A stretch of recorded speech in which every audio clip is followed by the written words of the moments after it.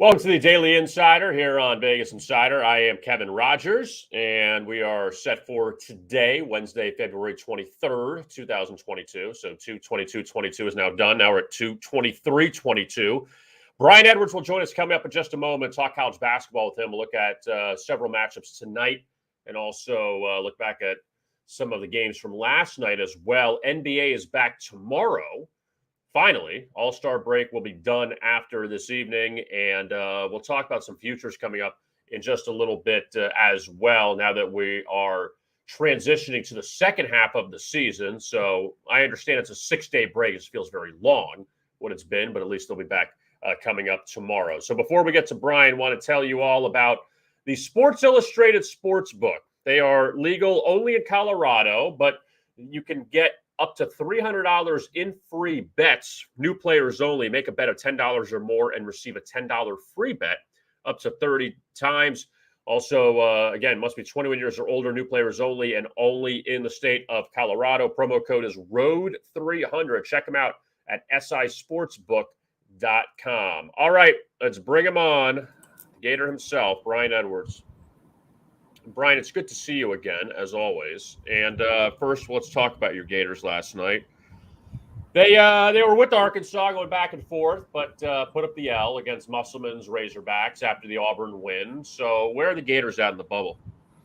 I think that they're probably at anywhere from the 4th to 6th team out right now. They have at Vandy and at Georgia, which won't do a whole lot for them unless they lose, and then it'll be basically a death sentence, especially the one at Georgia. But they do have Kentucky at home. So I think if they go 3-0 here, that they would go to Tampa as a part of that last 2 or 3 that are in. But then you lose a game you don't need to lose, a bid or two gets stolen. Like, I think right now they have to go 3-0 and win at least one game in Tampa. And whoever they lose to, it better be a quad 1 loss. And I think that's probably where – and that would even – going 4-1, that would probably still leave them in pretty shaky territory. Ohio State and Auburn are really the only, I'm pretty sure those are the only quad 1 wins. I mean, your alma mater really that was a quad 1 win way back in November, but not so much anymore. No, I would say no. I would say it doesn't really mean a lot. Now, winning a game on November 14th, I would say doesn't really mean a lot today when Florida State just lost to Boston College on the road. Yeah, but y'all do have like 4 of your best players out. We need the Hamilton Magic. I'm not implying the committee's going to take that into account, but anywho. But here's a couple. But I'm going to throw a couple at you here, Brian. They have lost to Oklahoma and Maryland. That's no bueno. Yeah, and you know what? Maryland really did not help our cause when they had that big lead at Purdue 2 Sundays ago and ended up losing by 1. And there was another team that we needed to. Gosh darn it. Who did you just say? Oklahoma. Was it them that was on the verge of an upset? Oklahoma beat Kansas twice. That's maybe that one. Texas, they lost to an overtime at home. That also, but that's not the one I'm thinking. Oh, you're thinking? Wait a minute. You're talking about teams that they've lost to in the SEC? No, it was an out of conference that I. Texas Southern. Oh, it was Oklahoma State losing to Baylor in overtime. We've beaten. Oh, right, because they beat Oklahoma State in the SEC. So none of these teams that we've played are giving us any help. But you know what? When you got to depend on stuff like that, that just tells you you're not worthy material, if you will. Who's their second best win in the conference past Auburn? I'm looking at the South Carolina, Mississippi State, Vandy, Missouri, Ole Miss, Georgia. Those are all garbage wins. I know. Mississippi State's 38 in Ken Palm. Oklahoma State's 51. Yeah, we haven't beaten anybody. Yeah, we don't deserve it. Now we did go without Castleton. We would have won at Tennessee if he was playing. And you could make an argument we should have won if not for the flipping refs as well. But that's all just spilled milk. We should have won last night. Arkansas is 12-1, both straight up and against the spread. Their last 13, they're absolutely rolling, and good for them. What happened with that team? Because they had that stretch, Brian, where they went 1-5 from mid-December through early January. They lost at home to Vandy. They lost it to Texas A&M. They lost to Hofstra. They lost to Oklahoma. And then they just turn it around. Like, it's just all of a sudden, it's like now this was the team that people thought would compete for an SEC championship. Jalen Williams, man, I'm looking at his game log, and let's see. In November, he scored in double figures once. In December, he scored in double figures once. Since the start, the first January 4th, he only scored 6. Ever since then, he's been in double figures every single game. And there you go. Jalen Williams just really came on. I'm pretty sure he's a sophomore. And that's the deal with Arkansas. He's now playing. Now, he got dominated by Castleton last night for the most part, but then it was him that was hitting big shots at crunch time. Castleton didn't have any help last night. He scored a career-high 29. But he has dominated Walker Kessler twice this year. Absolute domination. So the last 3 for Arkansas got Kentucky at home, LSU, who's all over the map, and then Tennessee, who they just beat. So that's not an easy finish for Arkansas at all. But they could win those 3 or win 2 of 3. You're 24-7. That's pretty impressive. Oh, and like if they can sweep these next 3, which are all Ken Palm top 20 teams, and then win the SEC tournament, I don't know how you could deny them a 2 seed. That would be 13, 14, 15, and then 3 games? That'd be an 18-1 run since January 12th, with the only loss by 1 at Bama. They would have to be a 2 seed. Now that game at Bud Walton for Kentucky is going to be bonkers. That will be fun. We also got Auburn, Tennessee on Saturday. That will be fun, and that will be at Thompson Bowling Arena, where Auburn is really on the road. Auburn's really struggling. I think Tennessee will be favored in that one. Yeah, and as for LSU, you brought them up. I'm looking to fade them tonight with Kentucky. I lean Kentucky regardless, but Xavier Wheeler and Ty Washington are both questionable. Excuse me. They both missed. They both missed Saturday's game to Alabama, where Kentucky was down by 13 in the first half without their starting backcourt, and yet they still not only come back and win, but they cover. So Washington and Wheeler are question marks tonight, but LSU is only 4-7 straight up, 3-8 against the spread in their last 11. I'll also note Kentucky's got the revenge angle, having lost on January 4th in Baton Rouge, 65 to 60. I'll also just mention the overs on a 7-1 run for LSU after they were an enormous under team most of the year, which was extremely ironic because their team last year played no defense and often had totals in the 160s. And they might have even had some totals in the 170s last year, if I'm remembering correctly. Now, the other thing, too, is, Brian, looking at this game between LSU and Kentucky, you mentioned LSU beat them the first time. That was when LSU was playing very well. Their only loss came to Auburn early on. The final one came against Florida, and then they went on that 1-6 cold spell, which included a loss at Vandy. Loss is a huge favorite to Ole Miss. But then they beat Texas A&M on the road. They beat Mississippi State. They beat Georgia. We know Georgia's terrible. But losing to South Carolina, and I get that Frank Martin, that team has played a little better of late. They had that buzzer beater against Ole Miss. They're playing a little better. They've won 3 in a row now. But how do you lose that game on the road? LSU was in control of that whole game. Yeah, you can't lose that game and expect to be getting a decent seed. I mean, I think LSU's played them. So, I mean, I know their Ken Palm is still 18, but I mean, the way they're playing, they should be looking at like a 7th seed, and if they keep playing bad, maybe in the 8-9 game. Well, the other one too is you go to Rupp, you get Missouri at home. You should beat Missouri at home. You go to Arkansas, like we just mentioned. Then you get Bama at the end at home. Like, this is not an easy stretch at all for LSU. I mean, could you see them losing 3 times here, maybe? Oh, I think they'll probably beat Alabama at home because Alabama is so bad on the road. They were fortunate to get a W, although it was a non-cover at Vandy last night. So I think LSU probably goes 2-2. I think they lose tonight and at Arkansas and beat Missouri and probably beat Alabama at home. I mean, Alabama can certainly win that game, but I would lean LSU to win that. How surprised? I mean, I know this is a crazy question, but we know that Calipari's always got quality teams at Kentucky. It's always one and done guys or two and done guys. But for as bad as Kentucky was last year, and I get COVID stuff, 9-16, are you surprised they turned it around that fast, or it's just last year throwaway year and Calipari's back to what he does? Well, he's finally decided, I don't have to get all freshmen, and I can get a Kellen Grady who's. Is he the all-time leading scorer at Davidson? If I mean, he might have broke Steph's record just because he was there. Probably not. I mean, he was there 4 years. And then you get Shibwe, who was, who's I think he's the favorite to win the Wooden Award, if I'm not mistaken. So you get two.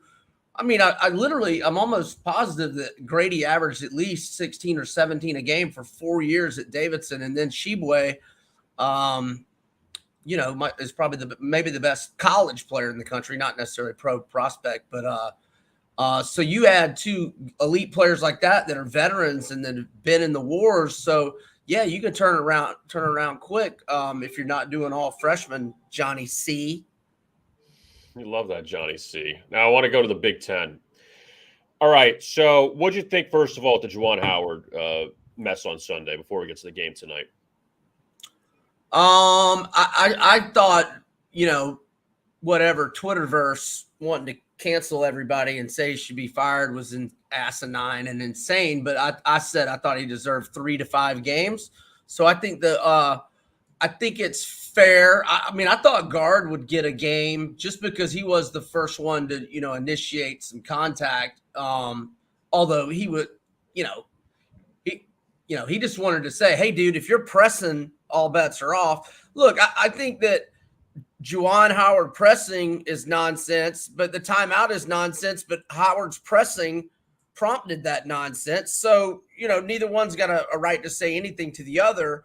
And then if Howard wants to say, I'll remember that and walk on by, he has the right to do that as well. And guard grabbed him and was like, hey, well, hold on now. And so once he grabbed him, then that was messed up.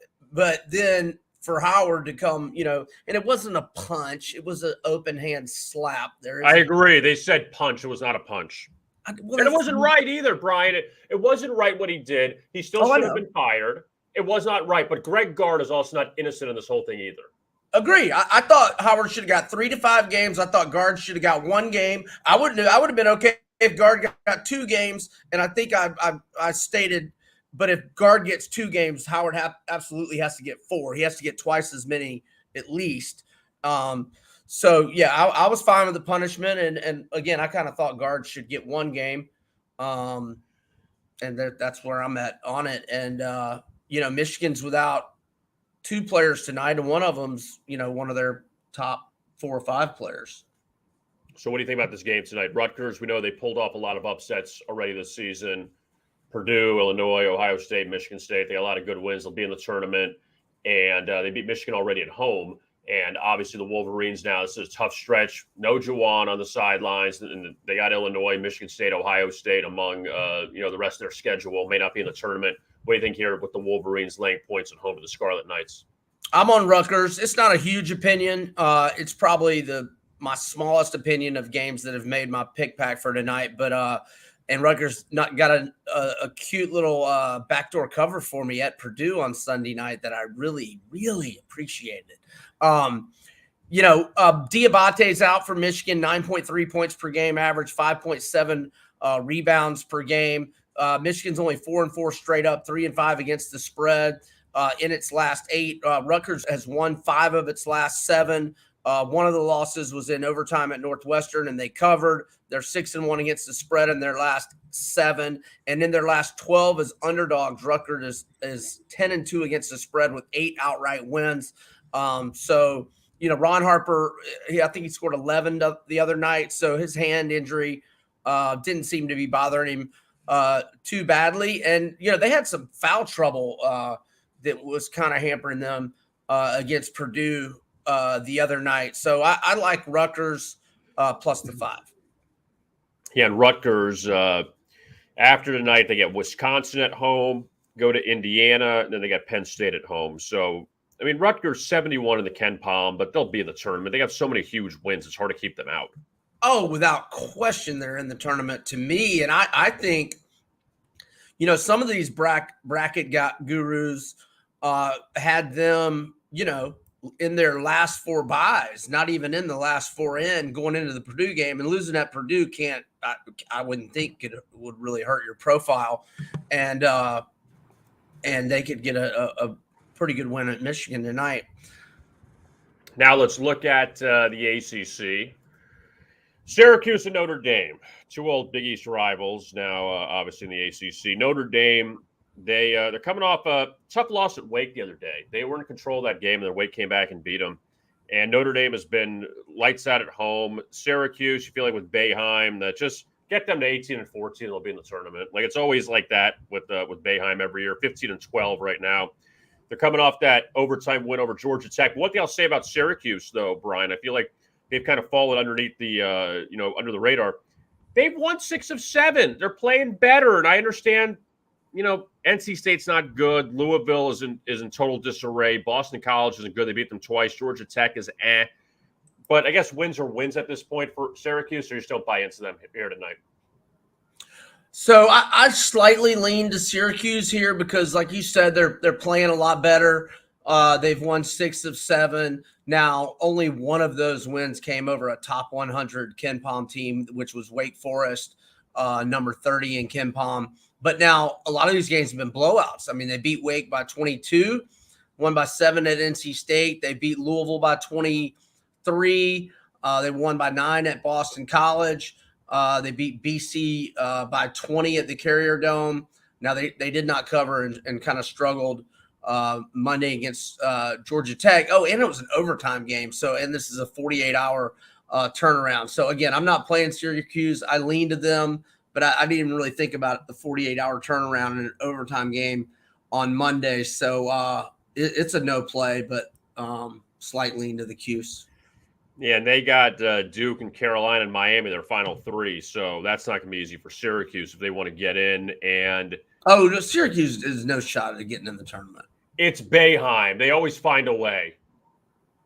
Well, let me look at their losses. Colgate? They have Georgetown? 3. They have 3 horrible losses. And really only the Duke win is anything to write home about. They would still have to do a lot of damage at the ACC tournament. But there's no such thing as damage in the ACC. Duke's really the only quality win. No, where's Duke? They didn't beat Duke. No, I know. I'm saying they could. Are you saying if they beat them at home? Yeah, they beat. But, I mean, Syracuse is out. I know. Well, you should never know. They could win the ACC tournament. How did they lose to Georgetown, who's like 0-15 in the Big East? Right? Because Syracuse did Ewing suit up that game? Say again? Did Ewing suit up that game? Right? I mean, come on. All right, let's look at the Big East now. It's a great transition. That's what we do here. Creighton and St. John's. And Creighton's actually played well recently. Both teams have. Yeah, well, and also St. John's. They here's the thing. Let's start with Creighton first. So Creighton, they've won now 5 in a row. They beat Marquette. I mean, some of the other wins, Georgetown twice isn't great. Butler, St. John's, they're 15 and 11. What are they? 60. They're not getting in. They've won 4 of 6. Well, the problem is you've lost twice to Villanova. They lost to Creighton. They got blown out by Creighton earlier this season. They lost twice to UConn. They've lost to Providence twice. I mean, they're losing all the top teams in the conference. Yeah, so I'm on the over for the most. I got it at 147 this morning, and in my email I sent to a few clients, I said this thing's going to be 150 by lunch. This is an absolutely horrific number. I don't know what in the world they were thinking here, releasing this total in the 140s, and it was 150 an hour ago already. So the over's 5-0, a 5-0 run for St. John's when Posh Alexander's in the lineup. They had 2 unders when he was out with the ankle. The over is 4-1 in the last 5 head-to-head meetings between these teams. However, the January 19th game that went under had 151 combined points, which would be an over with what the line is now. And the last 5 meetings between these teams, combined scores of 151, 176, 170, 172, and 176. The over's on a 3-1 run for Creighton, including Sunday's 83-82 win over Marquette for 165 combined. So the over's my favorite pick here, but I'm also on St. John's -2.5 in the first half and -4.5 for the game. Again, when Posh Alexander is healthy, they've won 4 in a row. Now those 2 unders in the 2 games he missed, they also lost those games outright, but I believe they covered in both. In fact, yeah, they did. In fact, St. John's is 6-0 against the spread, their last 6, regardless of Posh or no Posh. They're 8-1 against the spread in their last 9. Now, Creighton's won 5 in a row, but this is their 5th game in 11 days. In fact, this is the 3rd time they've had to fly east in 11 days.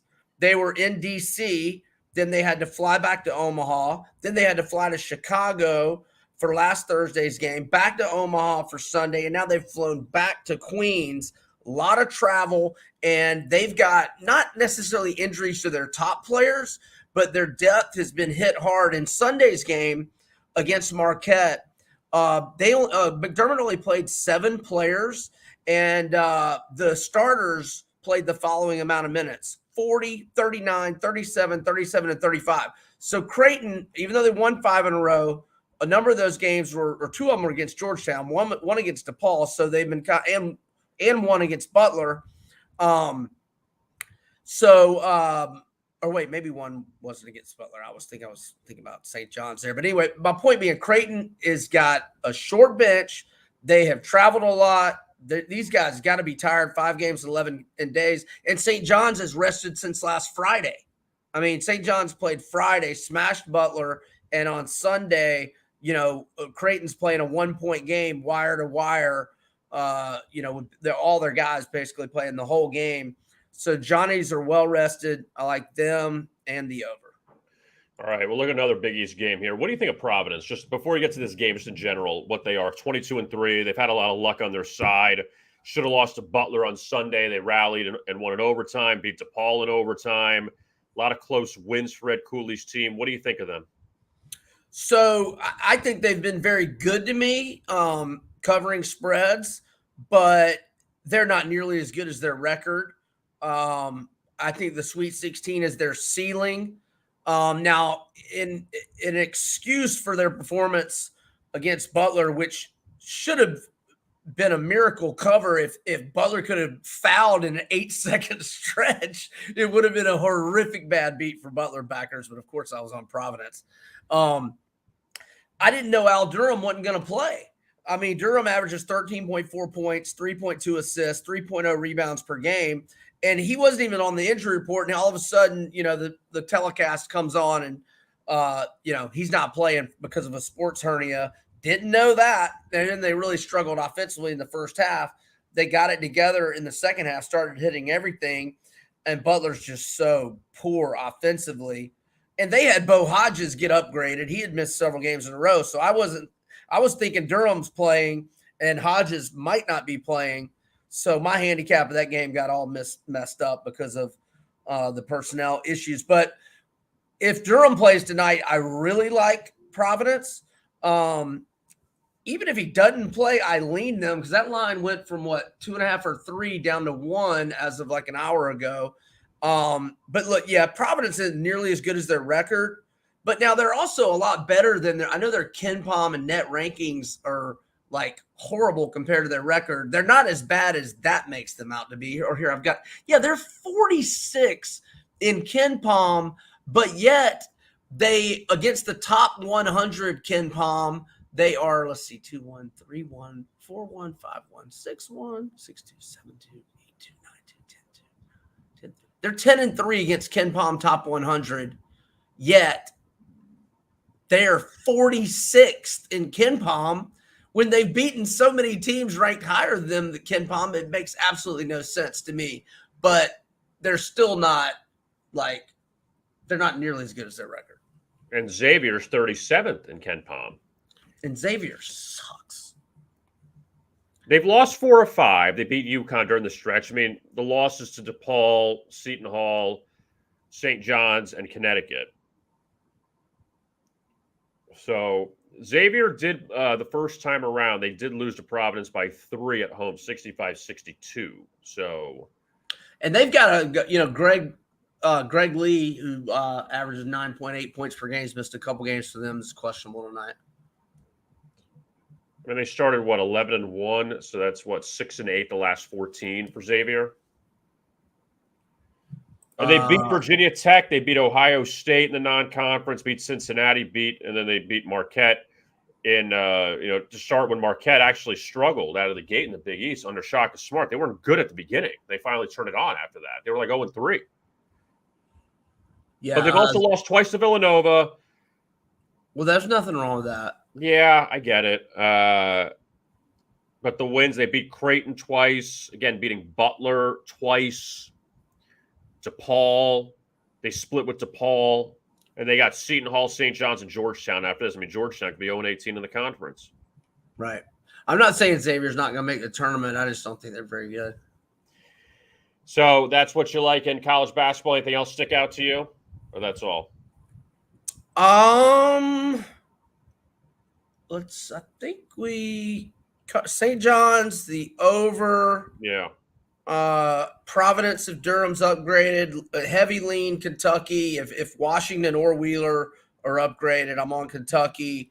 For those looking at the Wisconsin-Minnesota game, Peyton Willis might be back for Minnesota. That would be huge. 15.6 points per game, 4.8 assists, 4.3 rebounds per game. Auburn is undefeated, 14 home games, 12-2 against the spread, laying 15.5 to Ole Miss. Ole Miss has got 2 of their better players, Matthew Morrell and Jarkel Joyner. They missed the Georgia game with the flu, but Ole Miss still covered easily for me there. I'll also note West Virginia, the overs on a 13-3 run, and I hit another Monmouth under last night. The unders on a 19-4 run for Monmouth. Their games aren't on television, folks. Just bet the unders and thank me later. And my picks are on a 23-5 run since last Wednesday. I should have gone 4-0 the last 2 nights. 2 nights ago, I lose to Georgia Tech, Syracuse under by 1 point in overtime.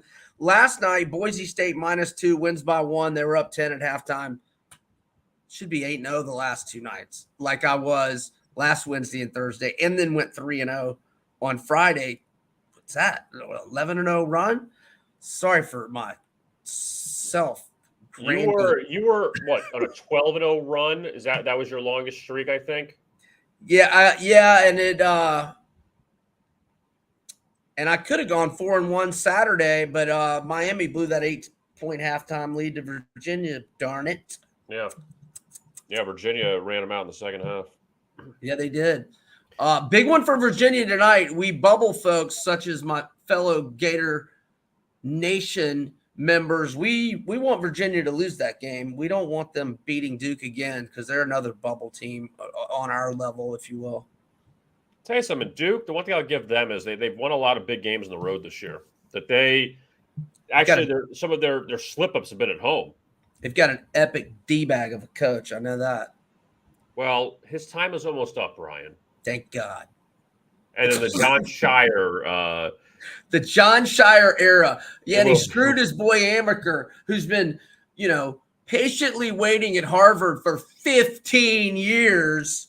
I remember when Amaker was a coach at Seton Hall when I was in college. They came to Tallahassee and beat Florida State by 25. Remember who the point guard was of that team? This was 2000? 1999, actually. Did he play in the NBA? No, but he's a head coach, though, in college.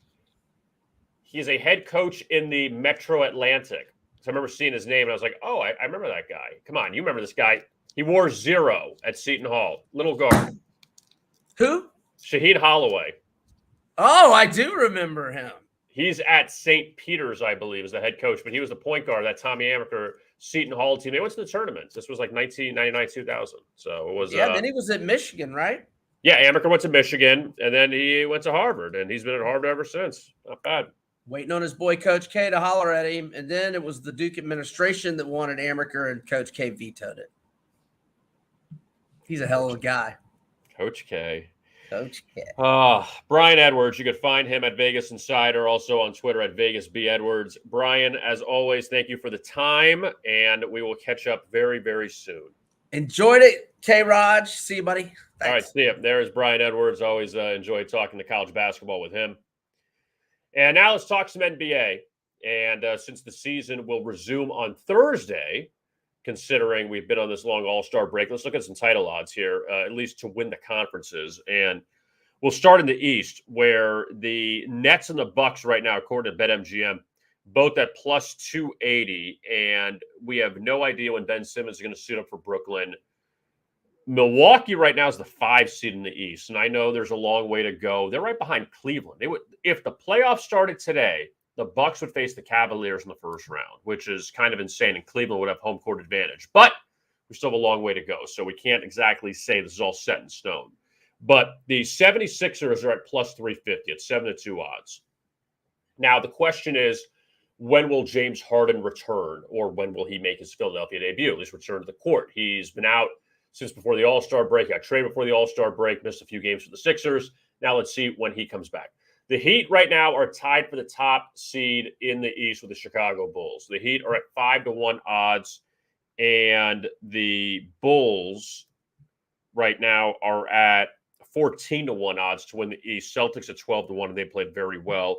In case you're wondering, Cleveland's at 20-1 odds, but I don't think a lot of people have faith in the Cavaliers to make a big run. But as of now, the Heat at 38-21, Bulls at 38-21, then Philadelphia and Cleveland each at 35-23, Milwaukee 36-24, and Boston at 34-26. Those are the top 6. Then you get into that play-in tournament situation. Toronto at 32-25. They're the 7th seed. They played very well. They've won 8 of 10. Brooklyn, they had that long losing streak. They won a few against the Kings and the Knicks, and then lost to the Wizards before the All-Star break. Brooklyn's still at 31-28. That's not terrible. It's not Lakers bad. We'll talk about the Lakers in a second. But then 9-10, Charlotte, they've dropped 9 of 10. They're 29-31. Atlanta is 28-30. The Hawks, who were a few wins away from making the NBA Finals last year, chances are they're not going to make that run again coming up this season. In the West, the Warriors, the favorite right now, in spite of being 6.5 behind the Suns. Now, remember, Chris Paul is sidelined with that thumb injury, so he's going to be out probably 6 to 8 weeks. So we'll see if Phoenix can hold on to that number 1 seed. They are now the 7, or they've won 7 straight games. Golden State, they dropped 2 in a row before the All-Star break, but still pretty solid at 42-17. Golden State's the favorite. Phoenix right behind them. Utah at 6-1. They're 36-22. They played better, but also they had Donovan Mitchell back, so that helped their cause. Memphis, who is 1 win away from clinching their win total, they were 41.5 to begin the season. They're 41-19. Memphis, who's won 8 of 10, they're at 12-1 odds. Lakers at 16-1 odds, but they're 27-31. So the Lakers, as of now, they may not end up playing at home in that play-in tournament. They're right ahead of Portland, and I don't know how much faith I have in Portland. Even though Portland's won 4 straight, they made the trade. They shipped C.J. McCollum off to New Orleans. They actually played really well to end the first half, but I don't know how much Portland's going to be able to keep that up. But Minnesota's in the mix there, the 7th seed. Clippers at 8. Just wondering if Paul George comes back. Kawhi's not coming back anytime soon. Dallas and Denver also there in the old mix. Dallas would play Utah in the first round. Denver would play Memphis in the first round. That should be a very good series. And also see when Jamal Murray comes back for the Nuggets. But, yeah, obviously the seedings don't match the odds in most of these situations where the number 1 seeds, Miami and Phoenix, as of now, and even include Chicago, are not the favorites as of right now. So that's the look at the NBA. And tomorrow, I will not be on. Stephanie Odie will fill in for me tomorrow. She is scheduled to have Ariel Epstein from Yahoo Sportsbook come on. That should be pretty fun. Ariel is the prop queen, and she will discuss a lot of NBA props for tomorrow. So looking forward to that. And I'll be back with you on Friday. Tom Carroll will join me once again.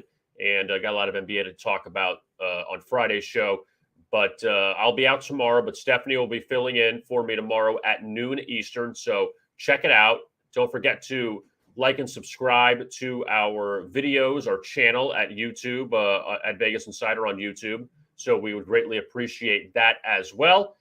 Again, I am Kevin Rogers. Thanks a lot for tuning in to this edition of the Daily Insider. And as always, best of luck with your bets.